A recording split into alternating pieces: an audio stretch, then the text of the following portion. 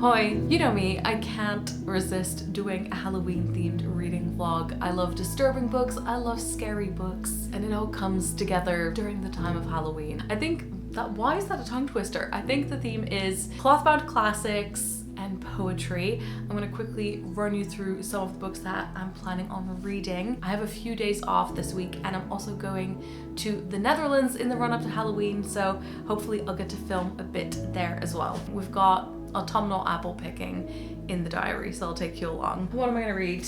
We're gonna start with a reread. I have reread this graphic novel almost every year since I got it. It came out in 2014, so maybe not every year, maybe every other year, but I think it's time again. Through the Woods by Emily Carroll. I usually read this in one sitting. It has short stories in it based on folklore and fairy tales. It is a fan favorite. Then I think a bit of poetry might be appropriate. I was looking through my shelves and I thought I want to reread Goblin Market. Then I've got some other like small short books to choose from. I've got Things Have Gotten Worse Since We Last Spoke, which I got from a friend.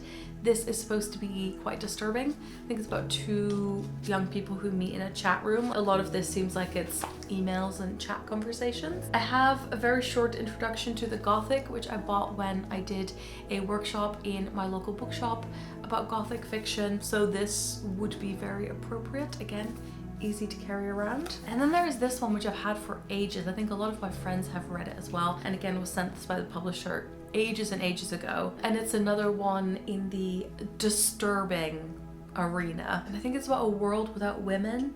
Potentially women are turning into mushrooms. Then if I want some more nonfiction, but I might choose between that short introduction and this book. And it is Monster, She Wrote, the women who pioneered horror and speculative fiction. I got this for my birthday. It seems very approachable. It's quite colorful as well. And then finally, I want to pick one or two from the Penguin Mini Clothbound Classics. I was sent the full set, but I mostly had my eye on the scary books. So I have Edgar Allan Poe's The Masque of the Red Death.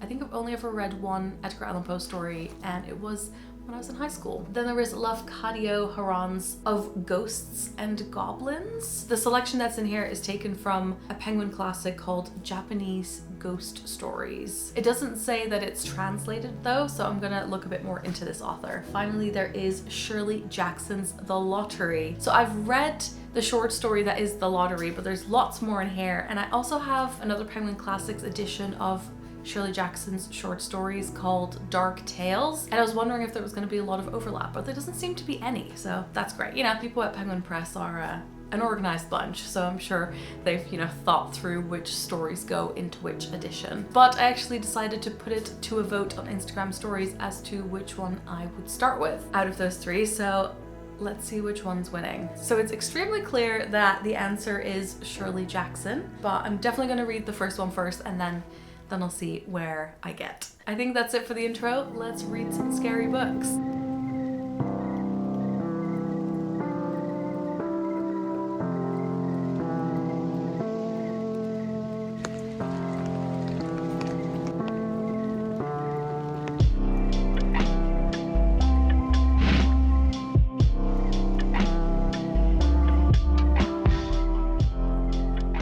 Good morning, it's 9:30. I'm on my way to a crocheting workshop that I signed up for a few weeks ago. Don't know anyone who's going to be there. It's 5 hours long. Let's see how it goes.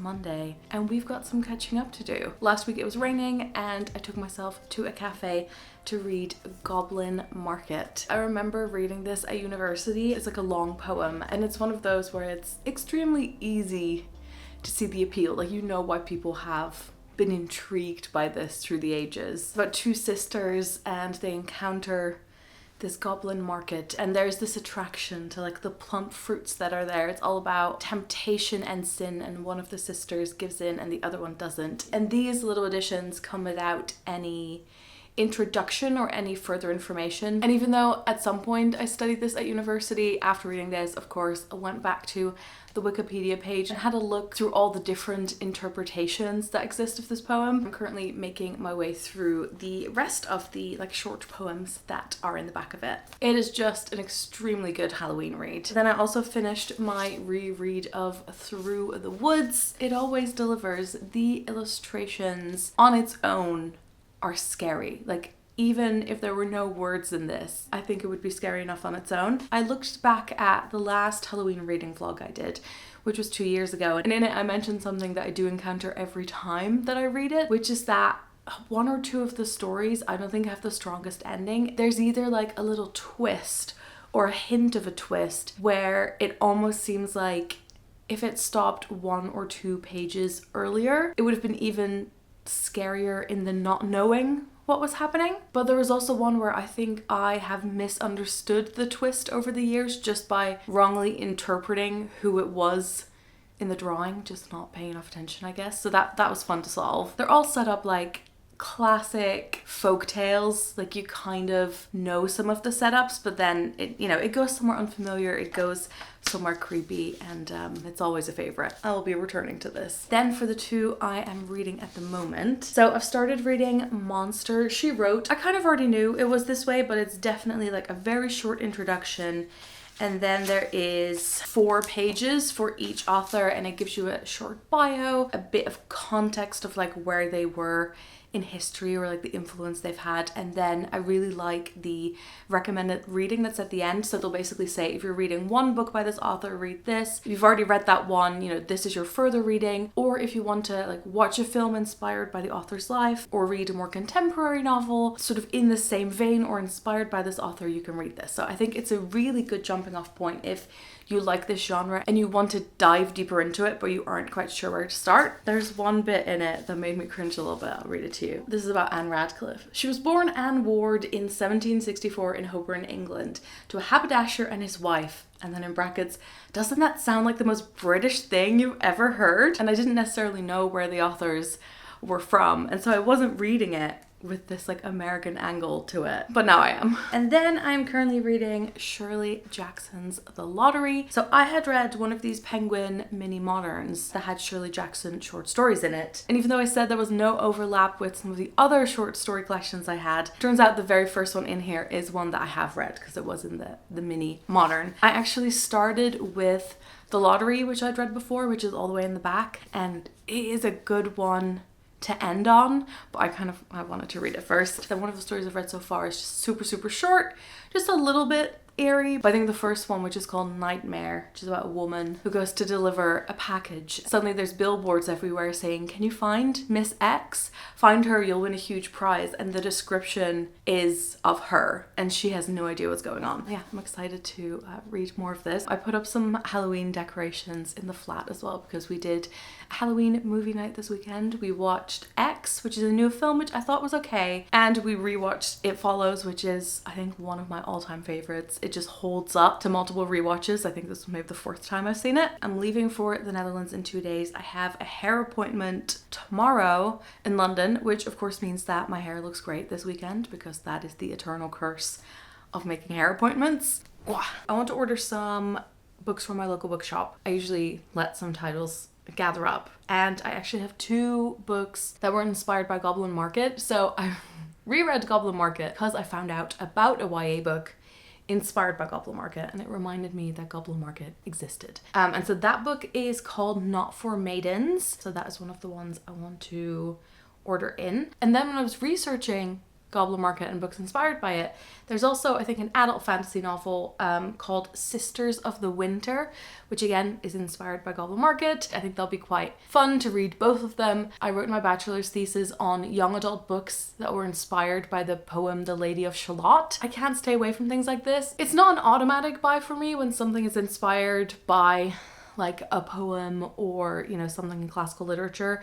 I'm not huge on like the Greek retellings, but if it's a poem or a story I really like, I am intrigued and tempted. I feel like usually they can order things in like 1 or 2 days. And I was just reminded of another book that I was going to order because the sci-fi book club that I'm part of has been reading this trilogy, but I think I've already missed like the entire trilogy and they're moving on to the next book. The original one was Octavia E. Butler's Dawn, which is part of the Lilith's Brood trilogy, which I have been planning on reading, but I have 2 more Octavia E. Butler books that I want to read first, so I'm gonna hold off on that. I'm gonna go to the bookshop. I don't know if I'll be able to film anything there, but let's go out.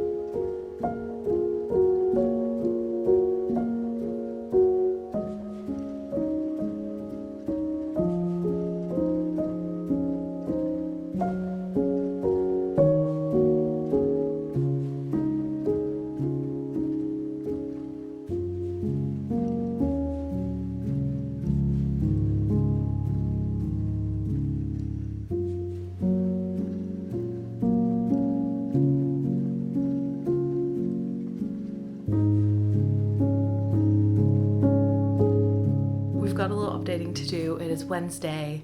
My hair is a different color. It's always a little extra orange, you know, when it's first dyed. I need to wash it a few times. Got a reading update, got a film update. So I'm wearing this wristband that says Barbarian because yesterday I went to see the new horror film Barbarian, which Rosianna got invited to go to a press screening for, and then she asked me as her +1. It's about a woman who goes to an Airbnb in kind of like an abandoned area. It turns out there's already a guy in the Airbnb and they're kind of trying to figure out, you know, what should they do? Should they both stay here? Can she trust him? It has a few twists and turns, but it was mostly just a really fun cinema experience because the whole cinema was kind of going, no, don't go in there. Now that I've remembered to tell you about it, I can take the wristband off. Speaking of twisted and gory, I read this morning. Things have gotten worse since we last spoke.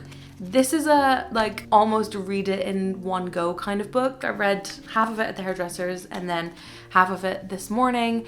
It is emails and chat logs about 2 women who meet each other online and start a very dysfunctional relationship. There was 2 or 3 pages that, as let's say a vegetarian, I had to kind of skim read. Everyone always talks about this book in a way where they're like, it is gross, it is disturbing, only read this if you want to experience that. And I would agree with that, but I enjoyed it. It was like a very short and pacey way to tell a story that I feel like could have also taken, you know, 200-300 pages. But it was very effective.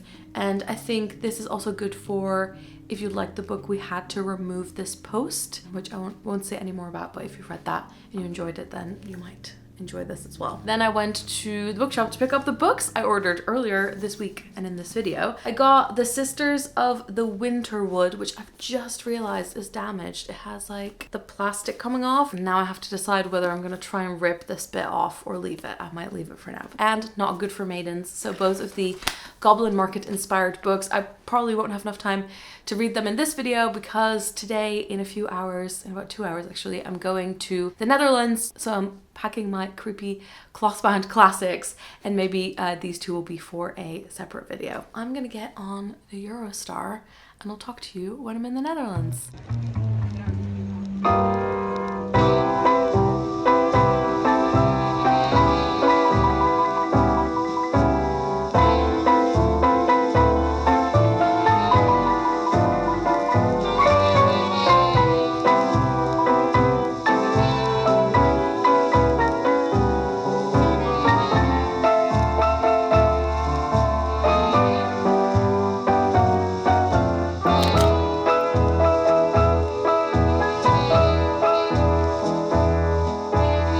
Van vandaag. Like en een comment. Like, subscribe en de notification bell. Hello from the Netherlands. The apples have been turned into apple pie, traditional Dutch apple pie, which I'll be showing you in a sec. I went to a Dutch bookshop and got a bunch of Dutch contemporary literature that I did some research on that I really wanted to read, just because I want to get a better taste of what's available. I was thinking of doing a little haul in this video, but then I thought, no, it's not on theme. I might make it a video on its own. I just wanted to show you very quickly that I have been crocheting. I went to a crocheting workshop. I went and learned how to make granny squares. I'd already done a little bit of crocheting before, just like straight crocheting. Now I know how to make these, so I think I'm gonna make a cushion. I was trying to decide like which colorway I like more, but I think for our green couch, this looks quite nice. Anyway, this has been really fun. Both my grandmother and my mother crochet. I think I might end the video tomorrow. I wanna make sure I can finish Shirley Jackson and then read a bit of one of the other Clothbounds. But then tomorrow is Halloween, so I feel like it's appropriate to end it on that day. Back to reading we go.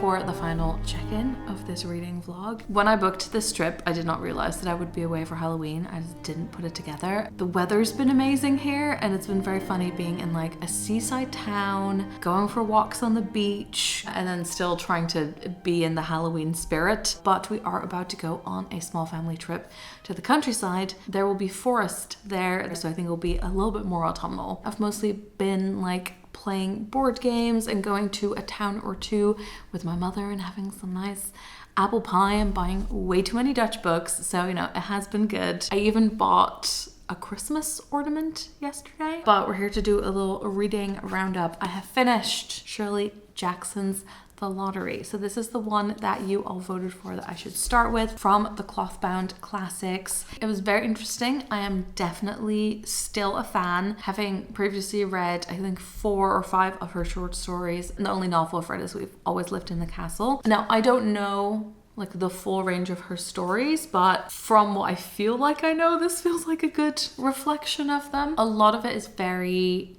American, suburban, white picket fence, but something is off. There is a few bits of people going like out of town or like getting on a train, and that's where something weird happens. Some of them are distinctively more creepy than other ones. Like some of them are just like a tiny bit off, and then for some of them it's more like, ooh, that's a bit messed up. But it wasn't as scary as I was maybe hoping for Halloween. So I think in the end this maybe wasn't my like perfect Halloween read, but I did really enjoy it. I like that in a lot of these stories the main character is just trying to live their life, and then other people are behaving weirdly and they're trying to figure out, is there something wrong with what they're doing, or the people around them just being really odd, and there's no one that can help them, that they can confide in. It feels very isolating. I think I had some like similar tiny issues with this as I had with Through the Woods, where it's that last paragraph where you're not necessarily trying to do a twist, but you're finding a way to end this story to make it as like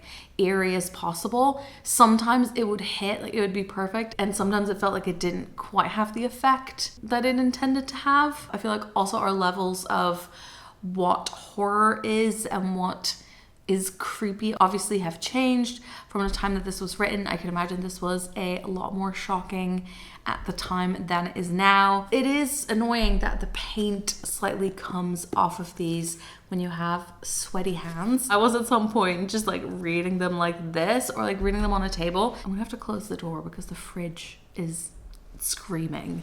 They do look very good on a shelf. I also made a little start into Of Ghosts and Goblins, which initially I thought was translated from Japanese, but it was actually an author writing in English, sort of bringing over some Japanese culture to the West. I don't know much about him, but I do know that this would have been more appropriate for Halloween. I've only read a few so far, and they are terrifying. It's like horror movie material. I also read a little bit of the Poe, but it was quite wordy. I wasn't quite in the mood for it, so Of Ghosts and Goblins is gonna be the next one I read, but it's not gonna be in this video because it's time to end it. Halloween has passed. It is over. I mean, I'm gonna be reading, you know, creepy books for the rest of the year. As usual, I will link all the books below in the description. I also put up a video where I talk about my resolutions and goals from the last 3 years and 2022 as well, and how I'm doing with them. So like a big roundup video, so if you're interested in watching that, do have a look. And I think the next one that's going up very appropriately should be the video essay about Dutch reading culture. I hope you enjoyed getting some creepy book recommendations, and I'll see you soon. Doei!